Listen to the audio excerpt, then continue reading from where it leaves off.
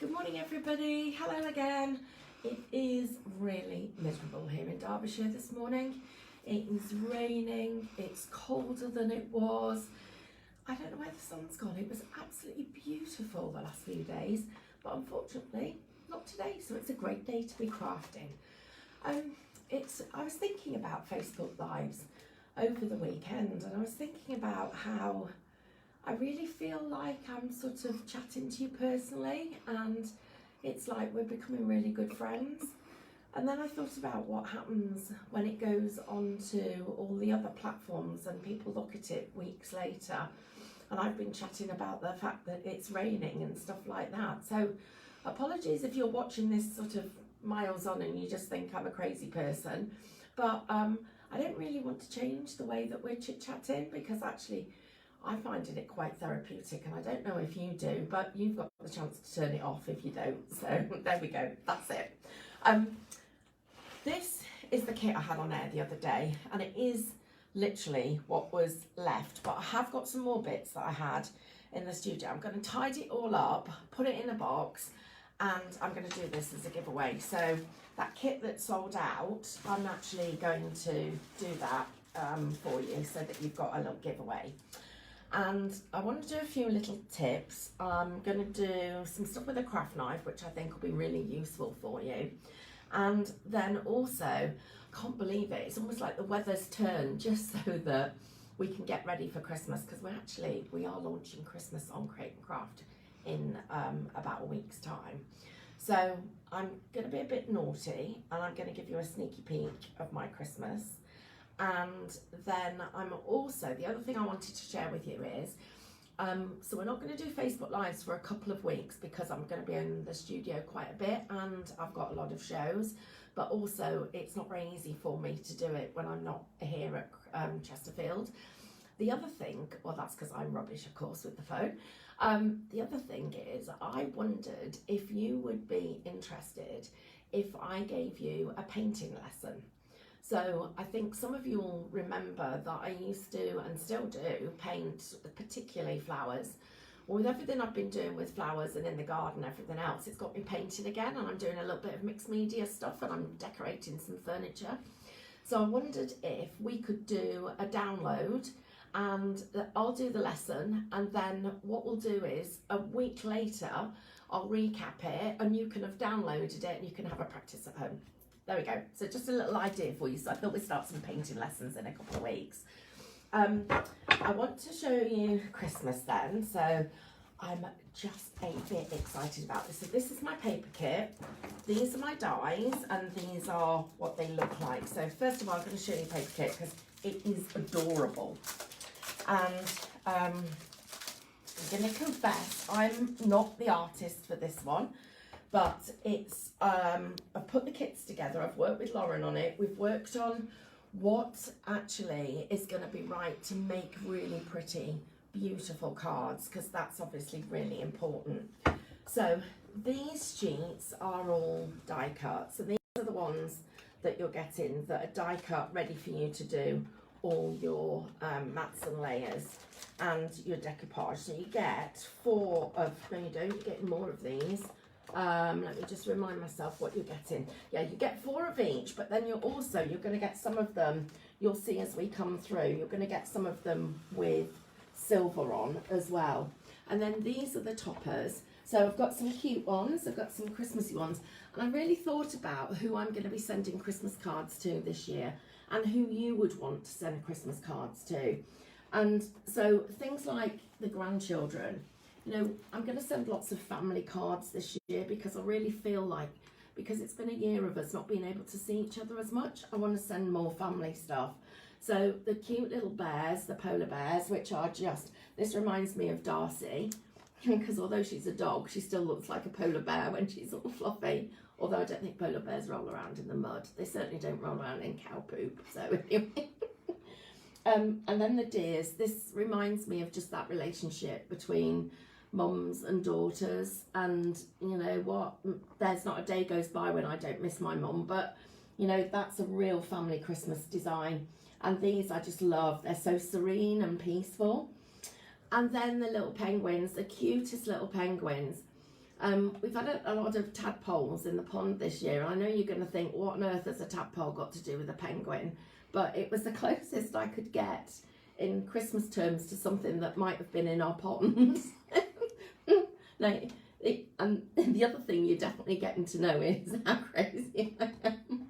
So these are the backgrounds, quite small ditzy finishes, so really tiny little dots and tiny designs, because I want them to be just elements of the background, and then of course our snowflakes. And you'll notice the way it's being designed, it almost looks like it's a faux, what's the word I'm looking for? Like, you know when you get a rainbow of something, it's almost like mirror card where you get that faux iridescence going through it. That's what it is. And then here, this is one of my favourites. So this is the little deer and then the parcels, but it's the colours on there that I absolutely love. So you are going to get 4 sets of toppers, and you've got silver foiled, and there are 4 of each of them. You're going to get 8 of the backgrounds, and you've got 2 of each of those, and they're also foiled and also plain, and so there are 40 sheets in total there. So it's going to be a really good kit. And then these are going to be the dies. So I've got a snow globe, I've got the same beautiful, lovely Christmas rose. I mean, I just think that's exquisite, and this is going to look great when we put some glossy accents on it. And oh, a little tip for you. If you run out of glossy accents, which I often do, or mine aren't with me in my tool bag, I use clear nail polish, and it works really, really well. In fact, I even tried clear polish in the LED light thing that you do your nails in. Put it on there, realised that it was still sticky and it needed drying because it was actually gel. Put it in there and it dries, and it goes really, really hard, and it looks great. There's my deer, so there's the deer. This one is called Christmas All Wrapped Up. And this one, right, so now I'm going to tell you this story. So if you've been watching Create and Craft for a while, you'll know my favourite Christmas joke. And years and years ago, I heard this joke on Radio 2. And Chris Evans was telling Christmas jokes, or somebody phoned in and told Chris Evans it. And so it's two carrots. Oh, wrong. Oh God. 2 snowmen are stood in a field, and one of them turns to the other and says, "Can you smell carrots?" I spent the whole of the show laughing because that just tickled me, because of course they got carrots. So I wanted to do one and put a parsnip on there and say, "Can you smell parsnips?" Or a hot dog. Can you smell hot dogs? Anyway, this die, I've wanted to do this ever since that moment. It's called Can You Smell Carrots? So this one is our sentiment pudding. So it's a Christmas pudding with a sentiment. This one is a Christmas tree with a sentiment. This one is a set of stamps. So this is a collection of stamps. And you've got a real nice mix in there, a little bit of everything. And then this one's called Frozen Kisses.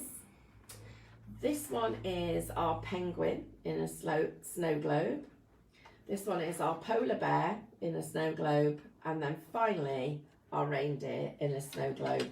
So you can imagine the fun that I'm having actually making these cards at the moment. And the team are sick of my snowman joke, but I just love it. So I'll be able to bring back my snowman joke this year.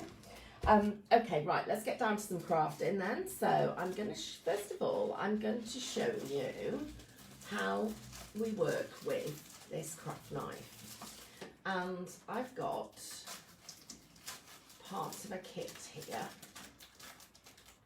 And I've picked something that isn't die cut. So I've got quite a detailed design, and this one would normally you would lay your die on top of it. I've got tears from thinking about snowmen with hot dogs. Can you imagine that in the garden? And the dog would jump up and eat his eat the snowman.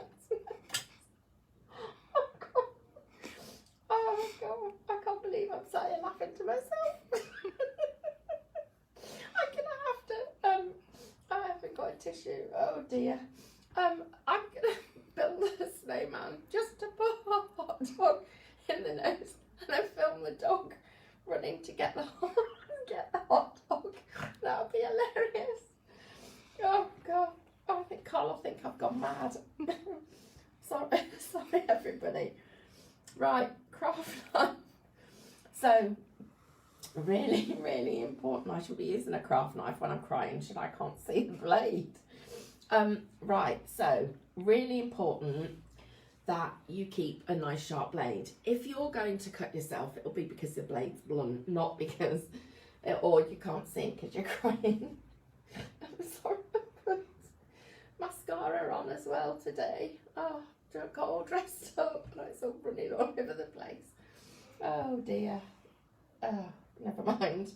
So I'm gonna, perhaps I should do something safer to start with. Right, so first of all, when you're, all over my hands, when you're using your craft knife, you've got different kinds of mats to work with. Now, we've got mats like our rubber mat that we've got here, or self-healing mat, and then glass mats. Glass mats are so much easier because on a rubber mat, look, you can hear how this is catching. I know this one's not particularly clean, but it doesn't glide as much, whereas on a glass mat, it just slides. It just is silky, which means the knife's going to glide too. So, a couple of little tips for you.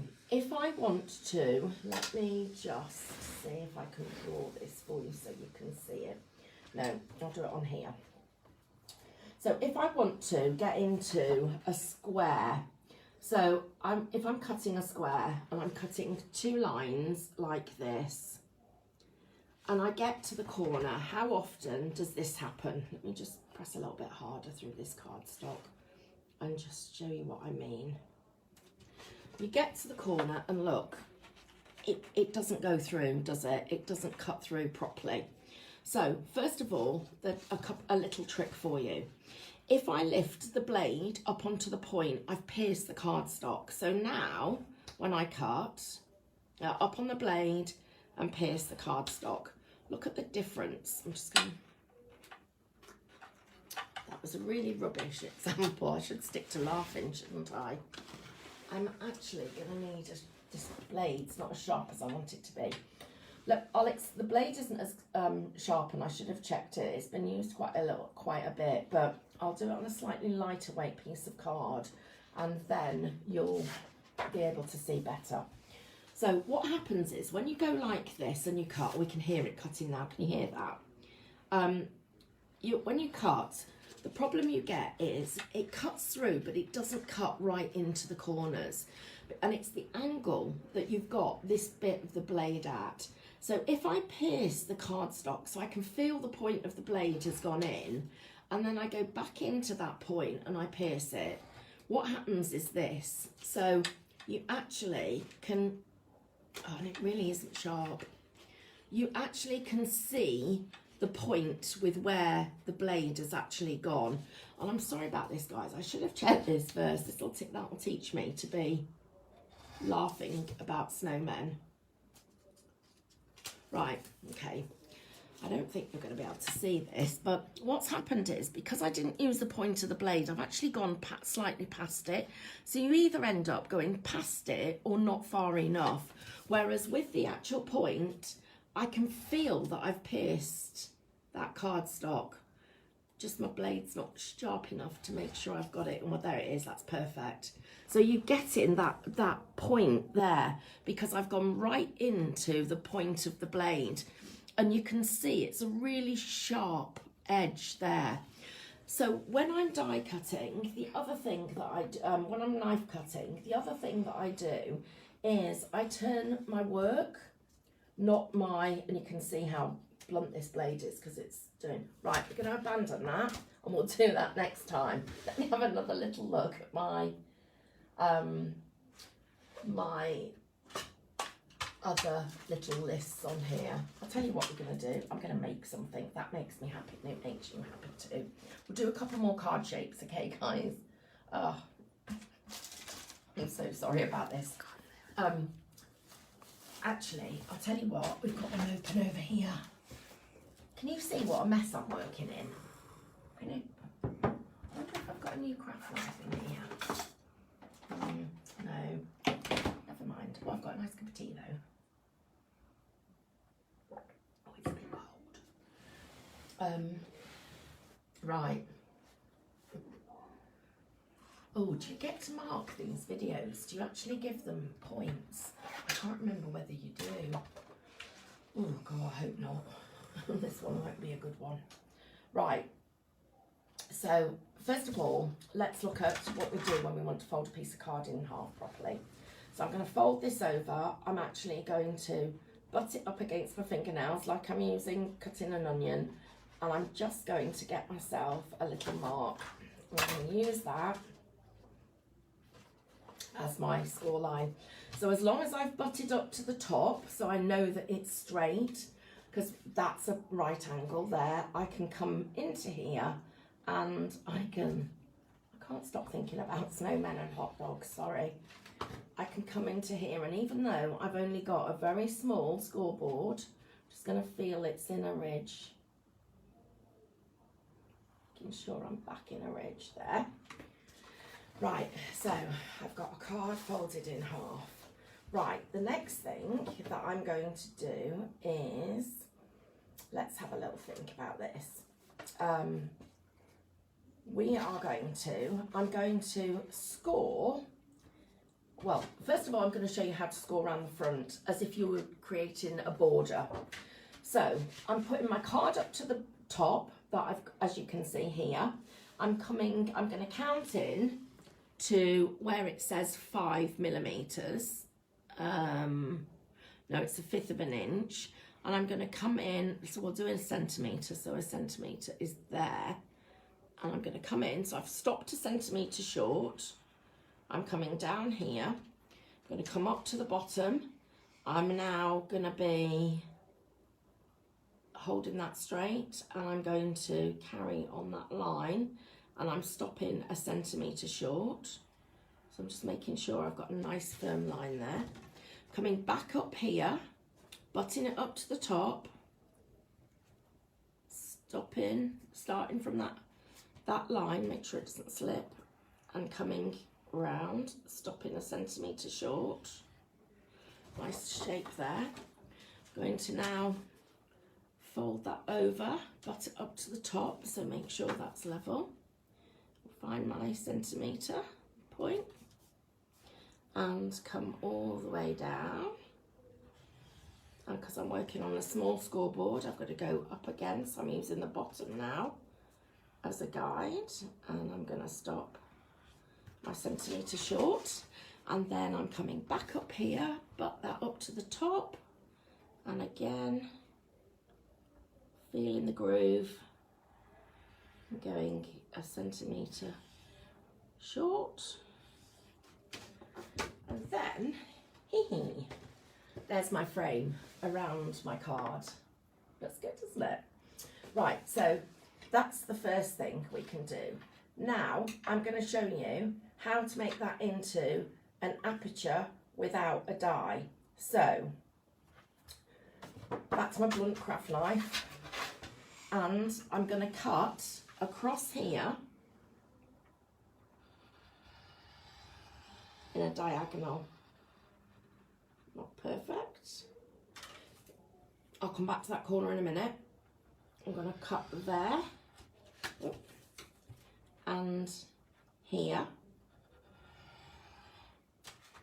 and I need to come back into that corner there. And I'm now going to use that score line that I created to fold back my card. And then I'm going to fold back, well, not that one, because I need to just cut that a little bit harder. That one. And I'm folding it, get it back against my score line. And I'm just going to score that in place, so there. And then I'm going to score there, and just need to fold there. So, use my scissors to score that,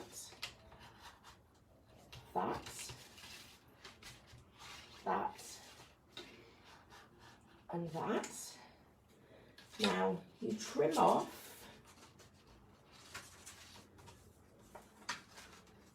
to these edges, so and make sure I take away all of this excess.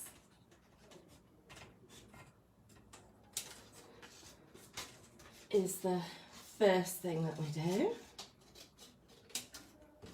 and then I'm just going to take this piece off, open that,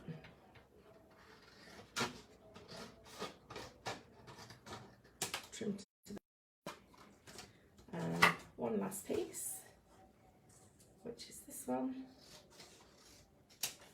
trim to that. Right, now you get your tape runner and you go across the middle of the seam. So I'm not going on that side or the flap, I'm going across the middle, so I capture it and I've got glue to glue, and that gives you a stronger bond, and it stops it buckling as well. So open this, do again, close that. There, look how flat those are, really, really nice and flat. Then this one, so we've got a really fine frame, but when you're matting and layering, or when you're die cutting a frame, it's only single layer, isn't it? Here, you've got a double layer, so you've really got a reinforced edge there. And then this one, I'm going to do the same there. And let's get that stuck. And what you will notice is not only that is this incredibly sturdy, so you can hear how sturdy it is, can't you? So score that line there, but I've now created a really strong solid frame. So that's one thing. Now I'm going to show you another one where you create another frame, but we're actually going to make it stand away from the card. So let's do that with another piece of card. And I want, this is, I've got to tell you about this. You know, we had that kit on air, and I did it with Dean, and it was sold out so quick. It was brilliant value for money. This is the one that I've got. Oh my goodness, I was like on the phone when I came off and said I want another one of those, but I want to pick the colours because we can't pick the colours. But I was like, please, can you let me pick the colours, because I want to show you, I want everybody that I can have colours for Christmas.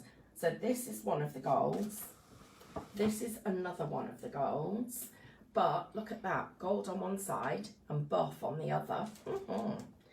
Then this is the black, because we need black for mats and layers. This is the copper. Then we've got some white, but this white feels, it's like it's got like a velvety finish on the front. So that is amazing. Then I've got like a pearlescent white, which I love. Then I've got, this one is like the Hessian, but I've got it in cream and also in a natural. So that means for flowers, for Christmas, absolute, definitely need it. Then I've got sort of like, it's almost a silver. It's more like a brushed steel kind of colour. And then this is the pearlescent, and it's cream on the other side. I absolutely love this kit. And guess what? It's the same price, but don't tell anybody. So I don't think that's going to last. I'm going to tell people they can buy more than one. But I'll tell you when. So it's on my show, which I'm not quite sure when it is. It's next week, I think. I'll find out and I'll post it on there, but don't tell anybody I've told you how cheap it is. Right, so I'll do it with this one now. So I'm going to make a different kind of frame on this one. I'm going to make a little box frame. So I'll do it again. So first of all, let me, I'll tell you what, this is another way I do measuring. So I'm going to use my glass cutting mat. So I know I've got a centre point here. So if I make sure that that centre point is in the middle, so I've got the same number of millimetres at each side of here, I know that that is my middle point. So I sometimes count millimetres each way, and then that gives me it. So I'm going to do that. I'm going to do this one as a smaller frame. So I'm going to go 2 centimetres there, and I need to move that because that wasn't in a full centimetre. 2 centimetres there, and then I'm going to go 2 centimetres there. So 2, 2, and this one 2, 2. Oops, and I don't need to put the top. I can manage without that. Right, so first one is in the middle of the piece of card, and make sure it's there. Yep, and that's there. So let's score you. Just make sure I get you back into the groove. Just feeling that groove. Yep, there you are. Oops, it was a bit off. Just gonna fold that, make sure that's good. Right, now the other thing is I need to, because I went slightly off the groove there, I'm just going to, as I score it, make sure I score well. And I'm going to show you something that I need to make this, I'm going to show you what I mean here, because this is quite important. Right, let me get quite a wide score. I'm getting myself quite a wide score line. Right, so I've got quite a wide score line. In fact, the line goes from there to there. Now, when you actually fold something in half and you fold it, normally it goes down the middle of the score line. But if my ball tool is too wide when I'm making that score, what happens is it can score from this side of the line, from this side of the score line to that side, so you end up with a twist. Has that ever happened to you? It's really, really frustrating, but I do know that that happens on a regular basis, so just think about it and be careful. Right, so I was 2 centimetres in, and that brings me to there. So scoring, whoops, got a bit carried away there and went off line. That's another thing, angle of your ball tool. So, you know, I slipped there. What happened? I lifted the ball tool up too high. So it's because I lifted it up, it was able to slide across the plastic. When I hold it down, it slides in the plastic. It's a much less likely to slip, whereas when it's up, it does that. So if it's in, it stays in. When it's up, it slips out, okay? So there, I'm just going to see how far I've got to go. I'm going to go to there. Then I need to get that straight up to the butt line, up to that butt bar. Get to the end of there. And again, you know what? There we go. So that's to there. And then this is the other thing, little trick. Did you see what I did? I kept the ball tool in the edge because I'm not able to see these lines properly. And I spun the card. So I kept it actually where it needed to be. And I am just moving that card. So I'm keeping it all. So I've got it in the same lines. And I'm spinning it. And I'm pushing the ball tool up to the top. And it does make it so much easier. People talk about you putting soap and stuff like that on here. So you can see there's my nice rectangle. I've got a little bit where I went off. That was where I was showing you what went wrong. Right, I'm going to cut and do another square inside that one. So I'm going to go here. So about there. And I'm going to, let's move this a bit. And I'm just going to score and go short. And now I'm going to spin it. And I'm going to slide it up and short. I'm going to spin it, slide it, keeping it in the groove, like card level. Just check, not quite up to my butt bar, that's why it's not straight. There, again, stop, spin, let's take that up there. You can feel it jump into the bars. There, right. Now, I want you to look at how perfect those corners are because I was spinning the card. That makes all the difference. So now, we need our craft knife again. I'm going to do something different. So this time, I'm cutting into the middle here. And into the middle here. And into the middle here. So make sure I've cut through, which I have, and then I need to cut across here. And I need some lines here. So I need this one from that corner to that corner, but I do these separately to this one in case the knife were to slip. So it's a shorter distance to do, so it's easier. And then one last one, there. Right, so first one is like this. Second one, like that. And like that. Okay, just checking, I've just got a little bit there that I've not gone all the way through, so I'm just gonna go back through it, yeah. Yeah, that's good. Okay, so that's my first part of it that I've done. Now the second part is I'm now going to lift this up and I'm going to roll this back. So I'm now going to create a box. And I'm now going to do the same here and roll that bit back. And then here and roll this bit back.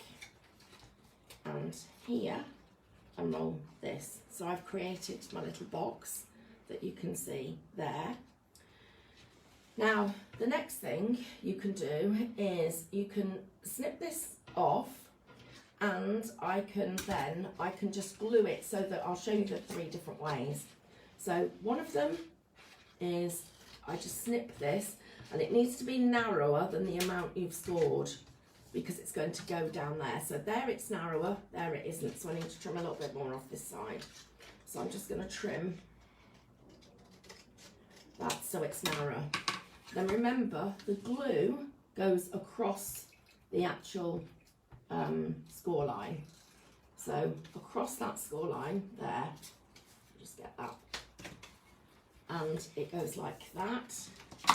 And we're just going to score you down nice and flat, and then fold you back,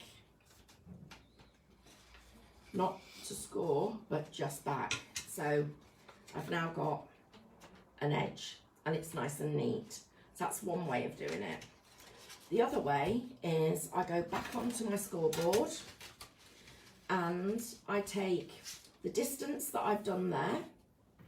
So, and sometimes I count just grooves as well. That's another way of doing it. I'm just going to butt that to the top, and I'm going to count. I'm going to go once, and then you need to do that again. You need to do it twice.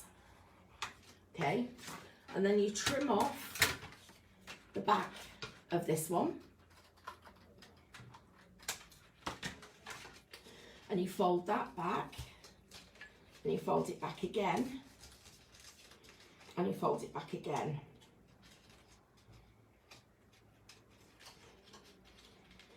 And we then glue this piece. So hold that down. That one gets glued. They're in the way really for you to see, aren't they? And then I can lay that one down like that. And then this one now, when that folds back. So I've got, let's get a bit more glue under here. Yeah, there you go, that's better. Missed a little bit with my glue gun, my tape runner. Right, so this one stands up proud. This one has got a flat edge. So if I wanted to, I could actually now glue on that edge there and actually glue it in place on the side, whereas this one is just going to be holding the edge up. And then on these two, I can actually, so this one holds it up like that and sticks. The other thing you can do is you can go around it even more times. So I'm just going to get my little score tool and go again and again and again. So I needed an extra one. So I've now got 1, 2, 3, 5 score lines. And the way that this one works is like this. So that's 1, 2, 3, 4,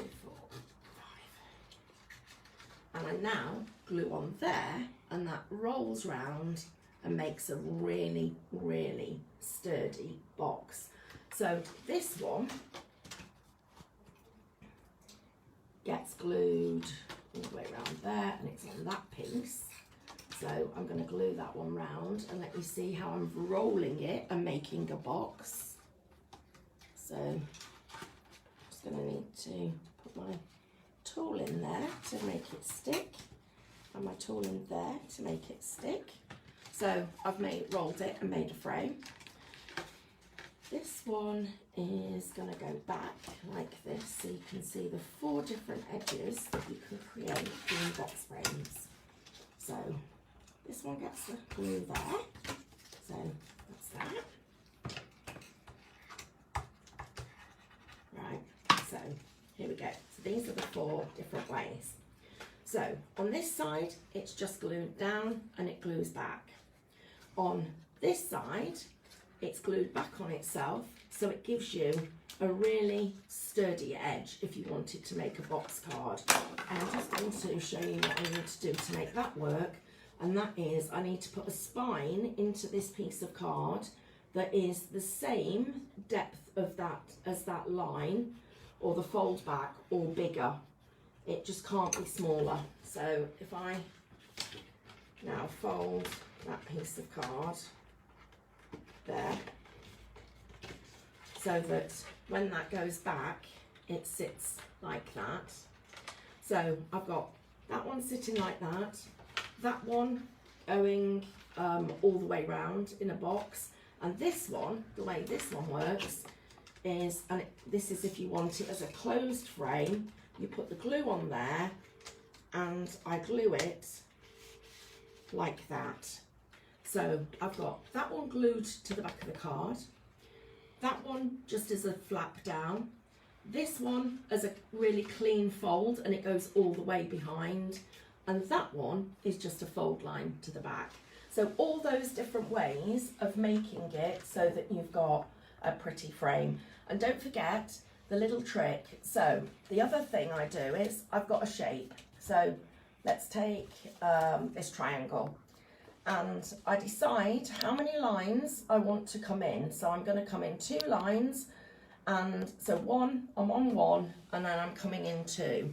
I'm going to start the ball tool in the same distance from both sides, and I'm going to come down and I'm going to stop it short. I'm going to spin my piece of card, I'm going to slide it up, and I'm going to repeat the process. Come down, stop short, slide, spin, slide. So again, meets it there, and I've now got a score line round my shape. Even irregular shapes, as long as they've got straight lines, you can do that with. So frames, score lines, and sharp blades. That's it for this week. Can't wait to see you again, and I hope you like my frog outfit, and I can't wait for it to snow so I can make hot dog snowmen.